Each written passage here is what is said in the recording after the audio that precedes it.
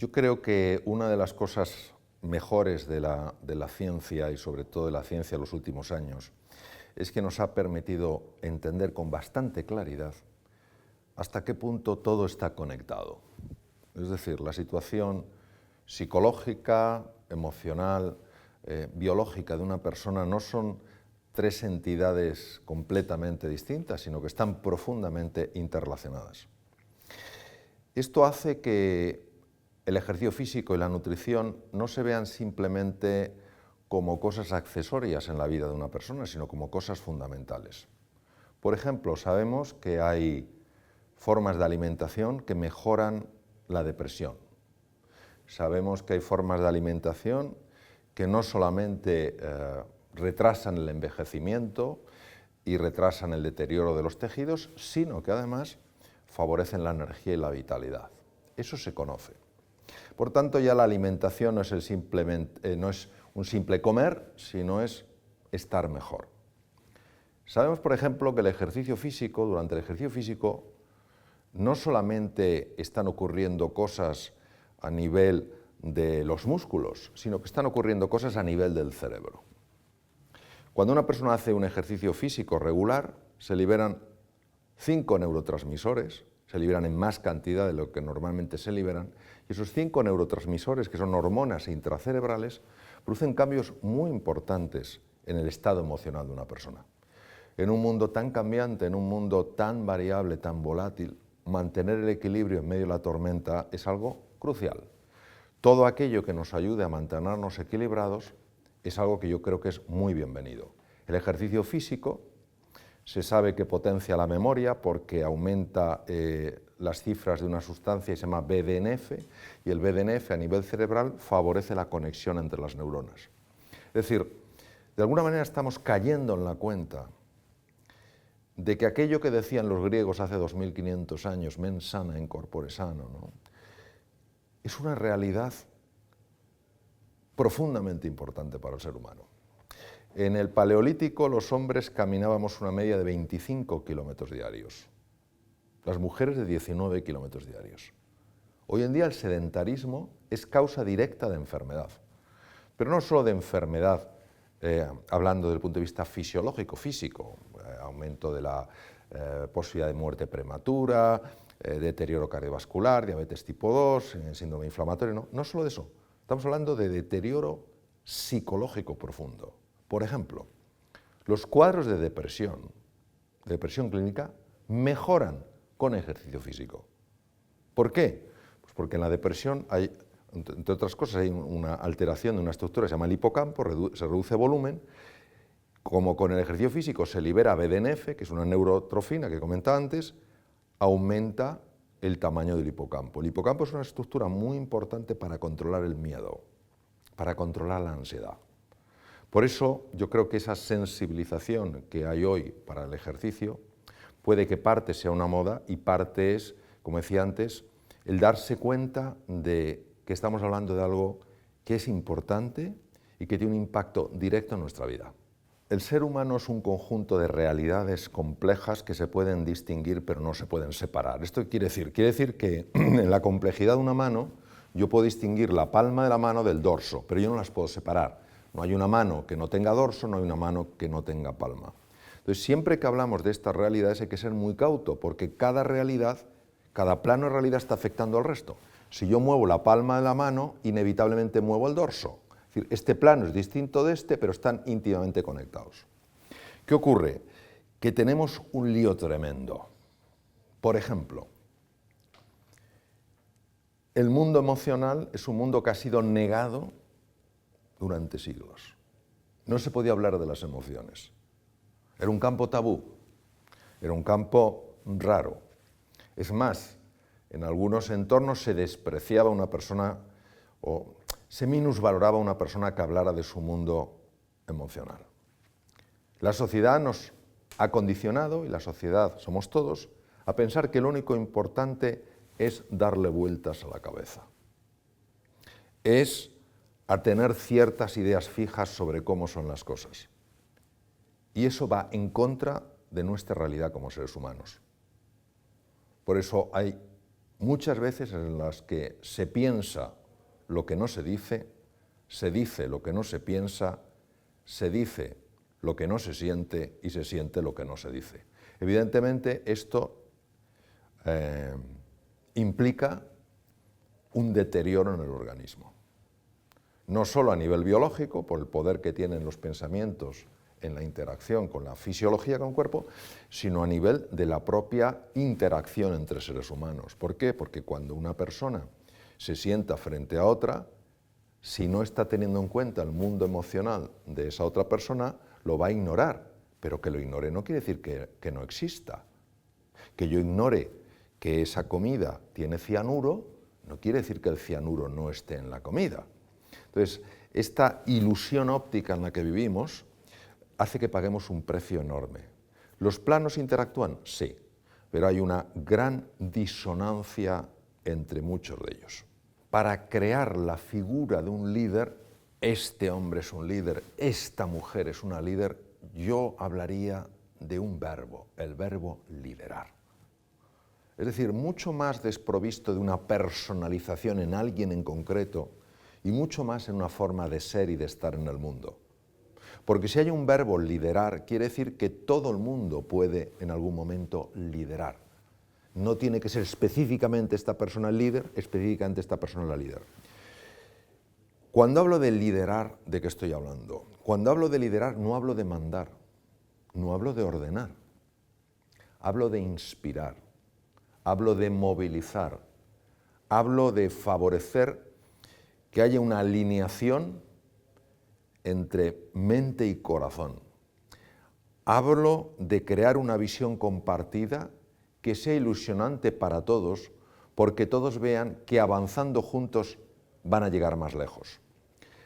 Es un liderazgo basado en el servicio, no basado en el estatus, no basado en el ego. No cabe duda que una persona que tiene un puesto alto en una organización, su capacidad de influir es mayor, pero no por ello aquellas personas que ocupan jerárquicamente un puesto más bajo tienen por qué considerar que el liderazgo no va con ellos o con ellas, porque es un verbo. Hoy voy a liderar, hoy voy a inspirar, hoy voy a movilizar con mi ejemplo, hoy voy a ver cómo ayudo a otros seres humanos a creer en su potencial. Entonces, al final, eso es lo que crea una cultura del liderazgo. Hay 4 cosas, y en esas 4 cosas se define la capacidad de un líder, de una líder, para influir. La primera es competencia. Tiene que ser competente en un campo. Yo soy médico. Es absurdo que me pretenda liderar hacia una nueva forma de entender la medicina a alguien que yo no vea que tiene una cierta competencia en el campo médico. Porque yo diría, ¿cómo me quiere llevar a este campo si no sabe nada? Entonces, lo primero que tiene que tener es competencia. Yo reconozco que esa persona es competente, es decir, no simplemente tiene una opinión, ¿no? Yo tengo una opinión, no. Tiene una opinión sustentada en un conocimiento y una experiencia de ese campo. No tiene que ser la misma experiencia que yo, pero yo reconozco que hay competencia. Lo primero es competencia. Lo segundo es tener una visión. Un líder, una líder tienen una visión que es inspiradora, que es ilusionante, es decir, vamos allí, incluso en situaciones tremendas que ha experimentado la humanidad. Lo mejor está aún por llegar. Hay una salida a este túnel. Si no hay una visión, no puede haber liderazgo. Porque ¿cómo vas a aunar mentes y corazones en un propósito común si no hay ningún sitio al que llegar? Si no hay foco. El tercer elemento ha de ser una persona con carácter. ¿Qué es carácter? Ha de ser una persona que cuando yo esté con ella la vea como alguien fiable, como alguien íntegro, como alguien coherente, como alguien que no tiene por qué ser perfecto, pero que busca siempre hacer lo que dice, como alguien que mueve con su ejemplo. Si yo veo que esa persona no tiene carácter, pero tiene una gran visión, mira, vamos a ir a este mundo fantástico, vamos a crear una nueva forma de desarrollo de la medicina, y digo, sí, esta persona es competente, tiene una visión interesante, pero no me fío un pelo de ella. Ninguno viajaríamos al mejor lugar del mundo si pensáramos que viajamos con la persona inadecuada. Entonces, el tercer elemento es el carácter. Tenemos competencia, tenemos visión, tenemos carácter. ¿Cuál es la cuarta? El cuarto elemento es la química. No hay manera de liderar si no se puede conectar con otro ser humano. Si yo estoy frente a una persona que es competente, que tiene una visión, que es fiable, pero que yo no me siento para nada cómodo a su lado, que no tengo la sensación de sentirme entendido por él o por ella, es muy raro que yo lo dé todo en ese proyecto, en ese viaje. Entonces son esas cuatro cosas. Eres competente, tienes una visión, estás desarrollando un carácter que te convierte en alguien fiable, te importa conectar con las otras personas. Si tienes estas cuatro cosas, el liderazgo es natural. Porque el liderazgo no se fuerza, el liderazgo sucede. Hay muchos líderes que yo conozco en distintos entornos y que ellos no se ven como líderes, pero todo el mundo les ve como líderes. Aquel que dice, yo soy el líder, me tenéis que seguir, no sabe de qué va la historia. No sabe de qué va la historia. O sea, el líder no impone, el líder atrae. ¿Y cómo atrae? Por su forma de ser y de estar en el mundo. Claro, trabajar estas cuatro cosas, eso es un desafío. Por eso hay tan pocos líderes de verdad. Ahora, cuando tú ves un líder, el impacto es inmediato. Es como cuando ves un oasis en medio del desierto. Todo el mundo es atraído hacia ahí. Hay un debate continuo, esto es, como la cuestión infinita, ¿no? Nace, se hace... Lo que sabemos es lo siguiente, hay personas que nacen ya con una capacidad más desarrollada que otros para influir. Su forma de hablar, su forma de mirar, su forma de hacer frente a los desafíos, hace que otras personas consideren admirable esa forma de estar. Y se ve en niños muy pequeñitos. Uno de mis maestros, el profesor Davidson, demostró que existen características cuando se nacen que hacen que, de alguna manera, una persona sea más atrevida en la vida. No podemos imaginarnos un líder que no sea atrevido, que no, una mujer que no sea atrevida y decir, eso es una líder. No, tiene que haber ese elemento de riesgo. Ahora, también sabemos, gracias sobre todo a los conocimientos modernos de neuroplasticidad, que hay una capacidad entrenable enorme, de tal manera que cuando uno toma conciencia de que todos somos llamados a ser líderes, no para aparecer en periódicos o en televisiones, sino para ayudar a otros seres humanos a alcanzar su potencial, alguien que aparentemente nació con menos capacidades para liderar puede llegar a niveles sorprendentes. Un ejemplo muy clásico es el de Gandhi. Mohandas Gandhi, Mahatma quiere decir alma grande, que no se llamaba, pero su nombre es Mohandas Gandhi. Él ejerció la abogacía. No ganó un solo pleito. Él ejercía como abogado, se formó en Londres, ejercía como abogado en Bombay. No ganó un solo pleito. ¿Por qué? Porque para un abogado es fundamental en un pleito tener retórica, capacidad de convencer, capacidad de influir. Un hombre pequeñito, delgado, encogido, con una voz callada. Pero en un momento determinado él se dio cuenta, cuando fue a Sudáfrica para ayudar a un pariente suyo con un problema legal, se dio cuenta de que hacía falta un resurgir, un renacer, un reinventarse.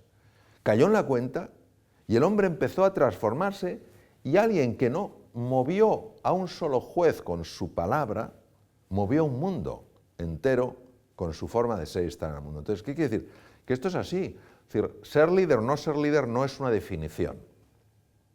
Es una posibilidad de ser y de estar en el mundo. Entonces, aquella persona que dice, yo no nací líder, yo nací seguidor. Bueno, lo que decía Henry Ford, tanto si lo crees, que si crees que puedes o crees que no estás en lo cierto, si tú mismo ya... Pero claro, es muy importante hacer énfasis en este tema. Uno no lidera para mandar, uno lidera para servir. Entonces, claro, no, yo quiero ser líder para tener seguidores. No tiene ni idea de lo que es un verdadero líder. Esa persona quiere mandar. El concepto de reinventarse es complejo de explicar con palabras, entonces voy a utilizar una imagen. Y de hecho fue la misma que utilicé en la portada del libro Reinventarse tu segunda oportunidad. Un gusano tiene una forma de ser y de estar en el mundo. Se arrastra, tiene un color, tiene unas patas, tiene un determinado número de ojos, y para él es posible una serie de cosas, pero no son posibles otra serie de cosas. Por ejemplo, para un gusano es posible arrastrarse por el suelo, subir por una ramita, pero no es posible saltar de rama en rama sin caer al suelo. Llega un momento en el que algo en el gusano le dice que es el momento del despertar. Entra en esa estructura, en su noche oscura, y despierta una posibilidad que estaba dormida y que era la posibilidad de volar. Cuando el gusano se transforma en mariposa, siendo el mismo ser, ya no tiene la misma forma de ser y de estar en el mundo. Lo que para el gusano era imposible saltar de rama en rama, para la mariposa ahora es fácil. De hecho, la mariposa tiene algo que físicamente es distinto al gusano, tiene alas, es más, tiene un número de ojos diferente, número de patas diferentes. Cuando yo hablo de reinventarse en relación al ser humano, hablo de aflorar la verdadera realidad del ser. No quién te crees que eres, no cómo te has definido toda la vida, no cómo te ha definido la sociedad, sino en base a quién eres en realidad. La reinvención es un proceso, desde mi punto de vista y desde mi experiencia, apasionante, sencillo, pero nada simple, porque implica abrirse a que dentro de ti hay talentos, recursos y posibilidades que ni siquiera se te han pasado por la cabeza. Y estamos más cómodos en el juicio, en la etiqueta que nos hemos puesto, aunque esa etiqueta sea profundamente dolorosa. Esa es la paradoja de los seres humanos. Muchas veces, en lugar de vivir plenamente, vivimos vidas de callada desesperación, pero pensamos que no hay nada más. Reinventarse fue un libro que yo lo escribí para inspirar a otras personas, sobre todo en momentos de dificultad laboral, social, personal, de salud, para abrirse a que dentro de ellos había algo de excepcional grandeza. Hoy, en medicina, se sabe que cuando eso empieza a aflorar, el cuerpo empieza a mejorar y llega a curarse de enfermedades muy graves. Y esto no es algo esotérico, muchas de estas cosas yo lo aprendí en centros médicos en Estados Unidos, es decir, no es algo esotérico, tal cual, no, es una realidad. Pero preferimos seguirnos definiendo como siempre nos hemos definido. Preferimos no atrevernos a salir de nuestra zona de confort. Preferimos el mal conocido que el posible bien por conocer. Entonces lo que pasa, que lo dicen, no, yo es que soy una persona mediocre. Tú no naciste para ser mediocre. Tú naciste para la grandeza. La grandeza no es el éxito, el ganar una fortuna, el que la gente te señale, este es muy importante. La grandeza es vivir de acuerdo a quién eres. Y no hay un solo ser humano que en su interior no tenga grandeza. La mayor parte de los seres humanos, intuyo, sospecho, que se mueren con la música dentro. Nunca la han oído sonar. Yo trabajo mucho con personas en el mundo del emprendizaje. Y hay dos conceptos, uno que es el entrepreneurship y el intrapreneurship. Entonces, a veces se piensa que el ser un emprendedor es montar tu propia empresa. Yo creo que puedes ser un emprendedor en tu empresa, aunque no la hayas creado tú. Trabajes de lo que trabajes, aunque tengas el trabajo más sencillo. ¿Y cómo eres un intraemprendedor? Dando iniciativas, haciendo propuestas de mejora, viendo de qué manera lo que hay puede ser llevado a otro nivel. Nadie que no piense que en su interior hay creatividad, inteligencia, capacidad de aprender, se atreverá a mirar más allá de lo inmediato. Entonces, ¿cómo puede influir aflorar la grandeza en el ser humano? Pues ¿cómo puede influir en la economía de un país descubrir que están encima de una mina de diamantes? Pues influye mucho. Entonces, claro, una persona que se reinventa, una persona que se redescubre, que se redefine, es una persona mucho más serena, mucho más alegre, mucho más confiada, mucho más vital, mucho más compasiva, mucho más creativa y mucho más sabia. Claro, si yo tengo esto en mi empresa, obviamente la expresión de eso es una mejor forma de trabajar, una manera más eficiente de hacer las cosas, unos objetivos más apasionantes y una forma de colaborar mucho más agradable. Yo diría que hay dos cosas que son fundamentales. No digo que sean las únicas, sí son fundamentales. Es decir, el edificio se sostiene con esos dos pilares. Ahora, si quieres sostenerlo más, necesitas otros pilares. El primer pilar es dejar de juzgar.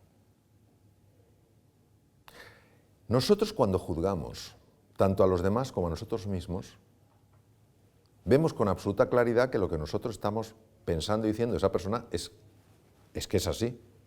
Y no nos damos cuenta que nuestros juicios son la pura expresión de condicionamientos previos y de experiencias pasadas. Y de experiencias pasadas. Yo recuerdo una vez, en un evento que estuve con médicos norteamericanos que querían montar una cosa en España, estaba yo operando y recuerdo que una enfermera que estaba circulando, una enfermera circulante, hizo un comentario muy poco amable sobre los norteamericanos. Y yo le dije, ¿cuántas veces has estado en los Estados Unidos? Y me dijo, ninguna ni me hace falta. Pero hablaba como si los conociera perfectamente. Pero esto no es ella, somos todos.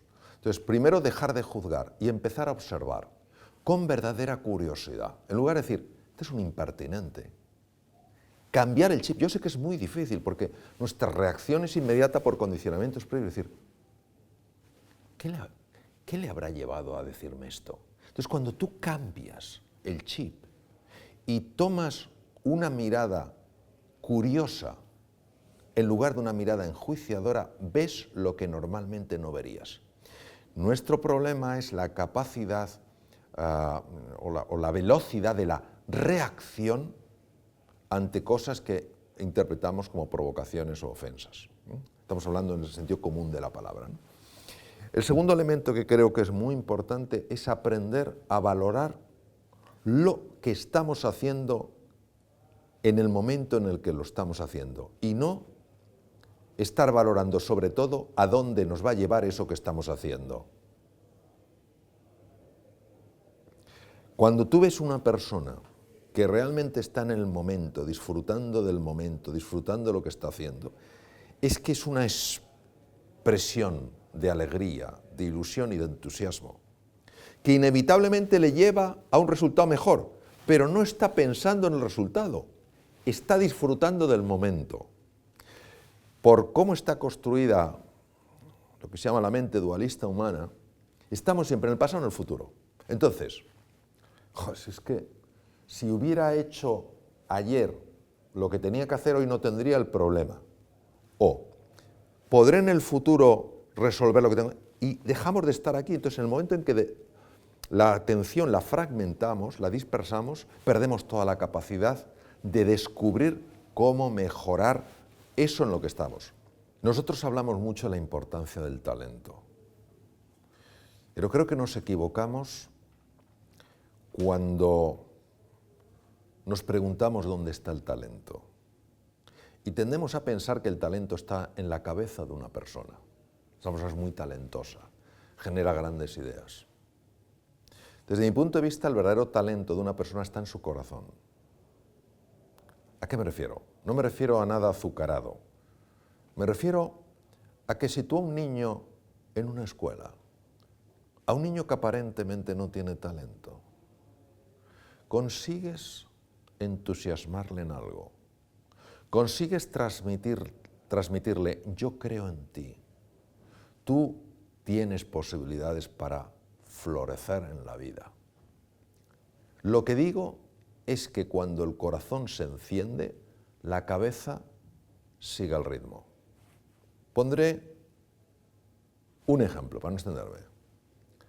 El mejor neurocirujano infantil del mundo, hace poco se ha retirado, bueno, hace unos pocos años se ha retirado, el profesor Ben Carson, hombre de color, abandonado por su padre al poco de nacer, vivió en Detroit, yo he vivido en Detroit, una ciudad con un enorme componente de violencia, Una persona con todas las cartas necesarias para acabar en una prisión. Chico violento, apodado el tonto de la clase de Dummy Boy. ¿Cómo es posible que este chico sin recursos se convirtiera en el mejor neurocirujano del mundo, neurocirujano infantil del mundo, jefe de departamento en la Johns Hopkins en Baltimore, Maryland, y la persona que diseñó operaciones neuroquirúrgicas que nadie en el mundo se les había ocurrido cómo hacerlas y que dieron solución a problemas hasta entonces inabordables? Porque su madre y su profesor de ciencias creyeron en él. Porque buscaron qué le apasionaría ser, y le apasionaría ser algo imposible para un chico de sus características: médico. Entrar en la Universidad Americana es complicadísimo. Y mantuvieron la fe en él hasta que esa fe que los demás ponían se quedó en su corazón y su corazón empezó a despertar a su cerebro, y el tonto de la clase acabó el número 1 de su escuela, uno de los 2 mejores estudiantes de todo el estado, fue becado por la Universidad de Yale, los mejores del mundo, y acabó haciendo la residencia en neurocirugía en la Johns Hopkins y siendo el jefe de neurocirugía infantil con apenas 30 años y convirtiéndose en el mejor neurocirujano infantil del mundo. Es decir, el talento está en ayudar a los demás a creer en sus posibilidades y ayudarles a encontrar su camino. Mientras sigamos pensando que el talento es una cosa solo de la cabeza, este es el listo de la clase. No, la cabeza y el corazón van unidos, lo que el corazón quiere sentir, la mente se lo muestra. Pero nuestra cultura esto le presta poca atención. Y cuando vemos un niño que se sale, cuando era un niño tremendamente limitado, decimos, ha tenido suerte, no indagamos, no profundizamos. ¿Qué ha ocurrido en esta relación? ¿Qué ha hecho que sea diferente? Entonces, por eso pienso que en la empresa, claro que son importantes los recursos cognitivos, pero si quieres llevarlos a otro nivel, hay que conseguir que las personas estén apasionadas en los proyectos, que se sientan seguros en sus trabajos, que se sientan valorados, que no se sientan ninguneados, que nadie favorezca que se sientan unos inútiles, porque entonces no importa lo inteligentes que sean, o en expresión o en potencialidad, que no florecerán. Yo creo que el futuro de las relaciones laborales es el mismo que el futuro de la humanidad. No tienen futuro si no conseguimos transformar el ver a la persona como un medio por ver a la persona como un fin. Toda persona en una empresa que se sienta vista como persona va a trabajar con una ilusión, con un compromiso, con una determinación, que no trabajará si se siente visto como un objeto, si se siente visto como un medio para conseguir cosas. Entonces, la empresa y la sociedad tendrá futuro si se humaniza. La empresa y la sociedad no tendrá futuro si sigue deshumanizándose. Entonces, no veo una diferencia entre la empresa y la sociedad. No, la empresa va a tener el mismo destino que la sociedad, porque la empresa está en la sociedad, la empresa construye sociedad y la sociedad construye empresa. Están tremendamente unidos. ¿Que valoramos más a las personas? ¿Que creemos más en ellas? ¿Que pensamos que todo ser humano, no importa si está haciendo la labor más humilde o la labor más sofisticada, lo puede hacer de una manera excelente? Vamos, iremos como motos. ¿Que seguimos tratándonos a patadas? No tenemos futuro. No importa lo que avancemos tecnológicamente, no tendremos futuro. El ser humano ha avanzado inmensamente desde el punto de vista tecnológico y científico en los últimos años. Ha avanzado muy poco en su psicología. Sigue habiendo violencia, sigue habiendo egoísmo, sigue habiendo dosis inmensas de soberbia. El consumo de ansiolíticos y antidepresivos es escandaloso. Hablamos de millones de envases. todo avance tecnológico es bienvenido, pero tiene que ir acompañado de un avance psicológico, porque si no lo hay, no habrá ética. Y un avance tecnológico sin ética es peligroso, porque entonces no se utilizará para el bien de la humanidad, se utilizará para otras cosas ya más sospechosas. Entonces, por eso creo que es muy importante retomar, relanzar la importancia del humanismo en la vida, de tratar a los demás como personas, si no es tratarles con palillos, es ser un poco sensibles a su mundo emocional, es ver si están a gustos, si están a gusto, cómo podrían estar más a gusto, es pasar un poco de tiempo porque tienen una persona enferma para que sepan que sí que te importa y no que solo te importa lo que ellos hacen, ellos son un medio para hacer. Y esto puede ser a todos los niveles de la empresa, o sea, no quiere decir que sea un nivel más bajo jerárquicamente, es cómo nos tratamos unos a otros, esa es la clave. Vamos a ver, la palabra filosofía quiere decir amor a la sabiduría, es decir, lo más importante no es qué tan inteligente seas, sino qué tan sabio seas, porque la sabiduría es perspectiva.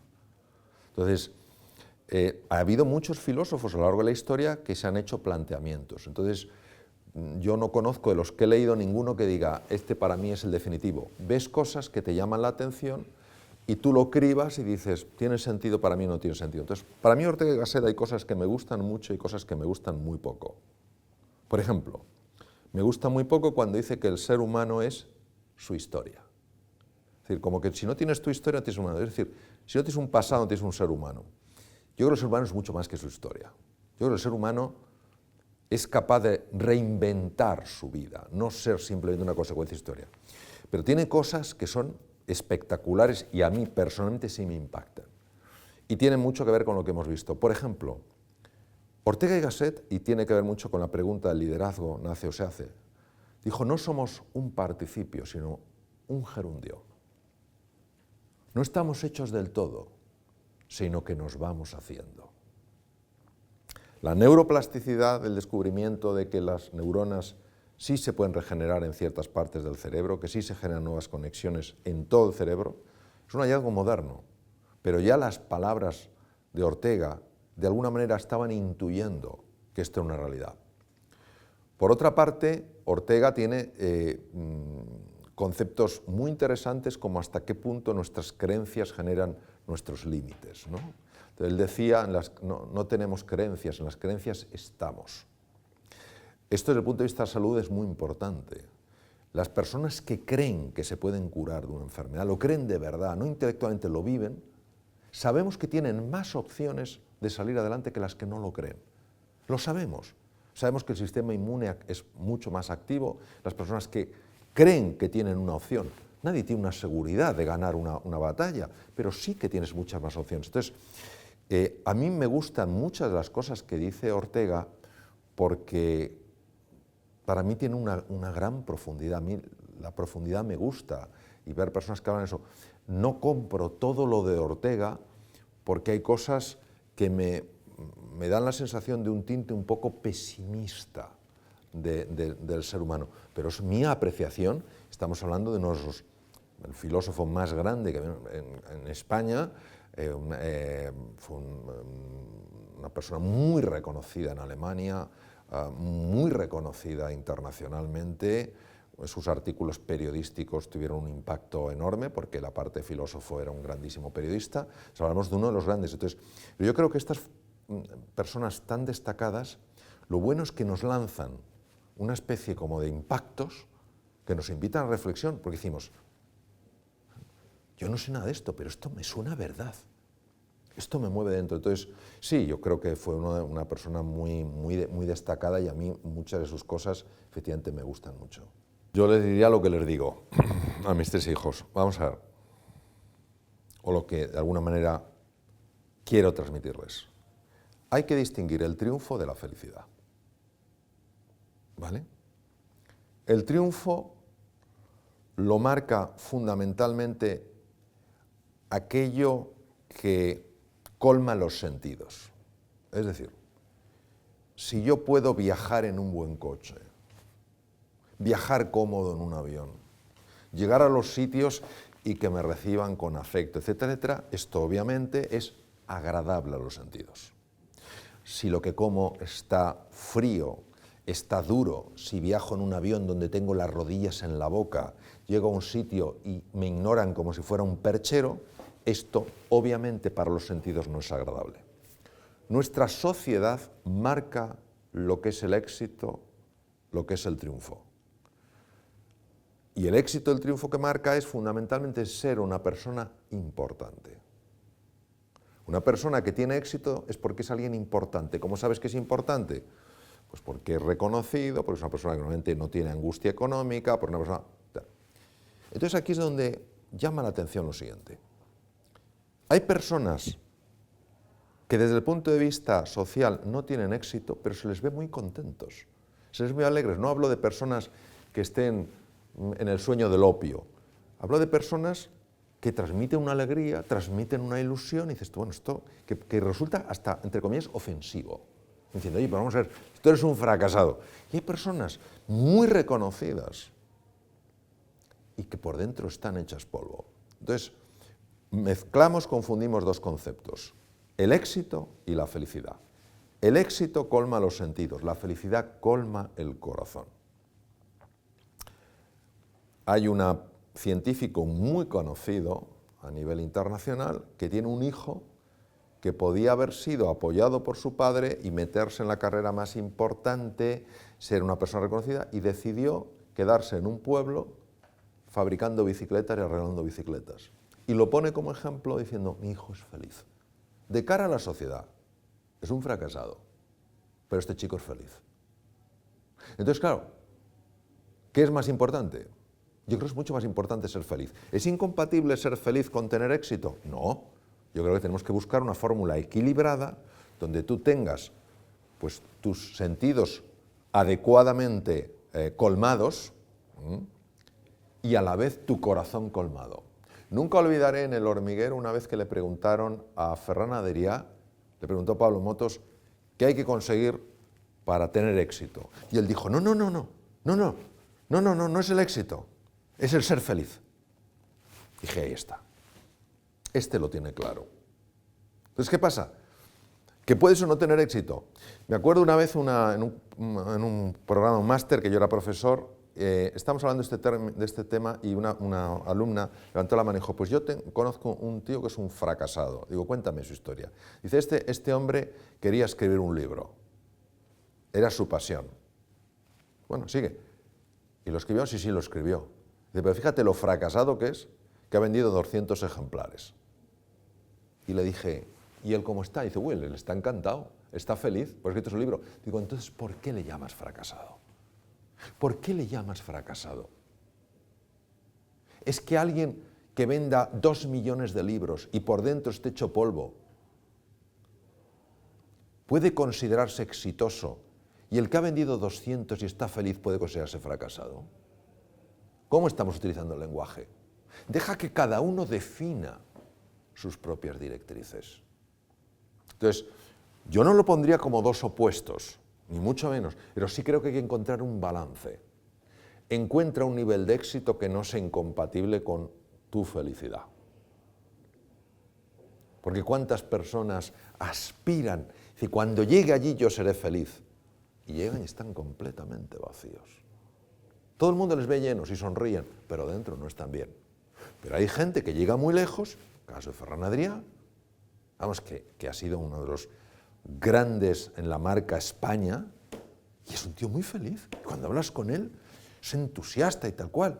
O hablas, por ejemplo, con Valentín Fuster, el mejor cardiólogo que hay en el mundo, director del Mount Sinai de Nueva York.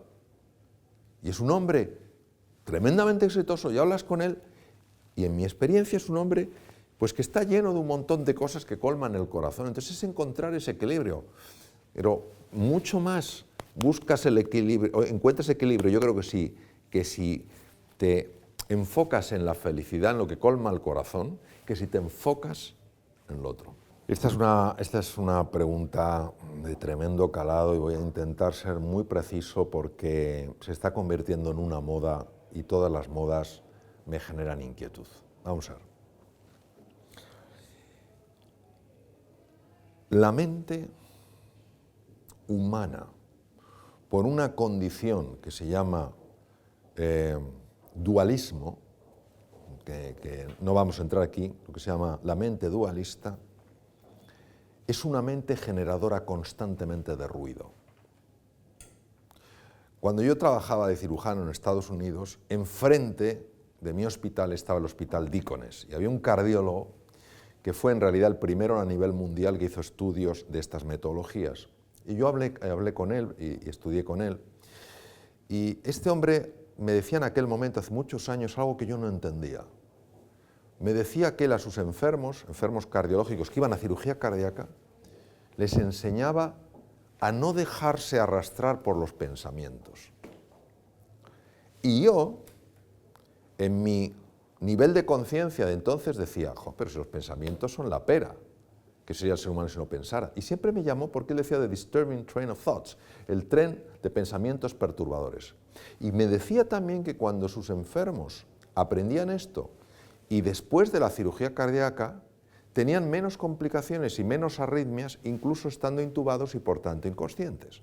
Y yo en aquel tiempo, hablo hace varias décadas, yo no entendía qué tenía que ver con eso. Conforme he estudiado más la mente humana y he estado con grandes maestros del mindfulness, todos estos temas, me he dado cuenta de que la mayor parte de la mente la utilizamos para meter ruido, para angustiarnos por el pasado y preocuparnos por el futuro. Y al final dejamos de estar en el presente, que es donde sucede realmente todo. Y claro, si yo estoy despistado, están pasando cosas que no las puedo ver. Y si encima estoy angustiado o estoy frustrado, estoy generando daño biológico. Entonces el mindfulness es una parte de la meditación, lo que se llama shamatha, que lo que hace es estabilizar la atención. ¿Cómo estabilizar la atención? Yo no puedo ver nada nuevo si no miro de una forma nueva. El shamatha, el mindfulness, que es la forma anglosajona de llamarlo, el mindfulness lo que hace es ayudarte a fijar la atención fundamentalmente en la respiración y en el cuerpo. Cuando tú mantienes la atención ahí, los pensamientos se ven sin energía. Y claro, intentan bombardearte, te intentan llevar, pero tú te das cuenta y vuelves. Entonces, claro, esto se viene practicando desde hace al menos 2500 años. ¿Por qué ahora está teniendo tanto impacto? Porque 3 científicos, uno de mis mentores, Herbert Benson, cardiólogo de la Universidad de Harvard, el profesor John Kabat-Zinn, formado en el MIT, y el profesor Richard Davidson, se dedicaron a estudiar qué pasa biológicamente en una persona que está entrenando su atención. Y se dieron cuenta, primero, de que hay mejoras en la salud, que hay reducción en la reactividad emocional y que hay una potenciación de la creatividad y de la capacidad para ver las cosas con claridad. Obviamente, si tú bajas la irritabilidad de una persona, mejoras su salud, mejoras su creatividad y haces que sea una persona con la que es más fácil conectar, esto en un entorno empresarial se nota. Se nota porque baja la incidencia de enfermedad, por supuesto de bajas laborales, bajan los niveles de depresión, bajan los niveles de ansiedad, se potencia el sistema inmune, mejora la relación interpersonal. Hasta que la ciencia no empezó a estudiar esto, la sociedad lo veía como algo perteneciente a filosofías, sobre todo ancladas en el budismo y en el taoísmo, que poco parecía que tuvieran relación con el mundo de hoy. Cuando estos 3 científicos dijeron, vamos a ver qué pasa practicando esto sin ningún tipo de connotación espiritual, sino solamente a nivel de estudio científico, ver qué pasa, han visto cosas sorprendentes, cambios en la estructura del cerebro, potenciación de la capacidad del sistema inmune para atacar tumores. Y claro, cuando la ciencia, que es para nosotros lo que da credibilidad a las cosas, ha dicho, señores, olvídense de la dimensión más trascendental, el que quiera que la busque, pero que sepan que esto funciona así, vamos a prestar atención. Por eso, algunas personas más tradicionales del mundo del budismo, pues decían que, bueno, que esto se estaba como instrumentalizando demasiado. Pero en el fondo, todo lo que ayuda al ser humano a estar mejor, realmente mejor, no a tener más, no a ser más poderoso, sino a estar mejor por dentro, yo creo que ha de ser bienvenido. Lógicamente, hay personas que no se quedan en la salud física, en la mejora de la creatividad, en la mejora de la productividad, sino que además quieren avanzar más, quieren conocerse más, quieren saber lo que hay dentro. Entonces es lo que se llama el Vipassana, que va más allá del mindfulness, es un paso más allá, donde te metes dentro y empiezas a entender con más claridad la dinámica de la mente. Hoy el mindfulness, por ejemplo, es algo practicado enormemente en todo Silicon Valley. ¿Por qué? Porque es fashion. Todo tiene un componente fashion, pero fundamentalmente porque en Silicon Valley hace falta interactuar con grupos muy diversos, porque hay que ser tremendamente creativo, porque hay que adaptarse a niveles de cambio tremendos. Entonces, es una cosa muy establecida.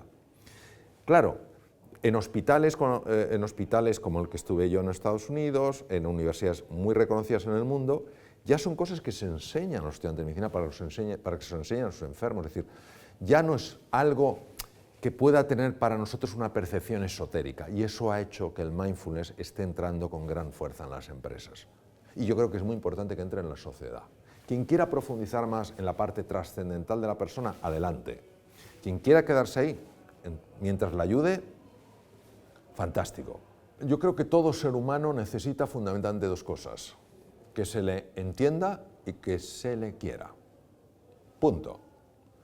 Cuando una persona se siente entendida, no digo no solo que note que se le está escuchando, sino que se sienta entendida, es una persona que nota una liberación interior tremenda. Esta persona me comprende. Aunque luego hagas, sí, te comprendo, pero voy a hacer una cosa diferente, pero ya se sintió comprendida. Es más, este se considera hoy en día que es el elemento, por ejemplo, en psicoterapia más importante, que la persona se sienta realmente comprendida.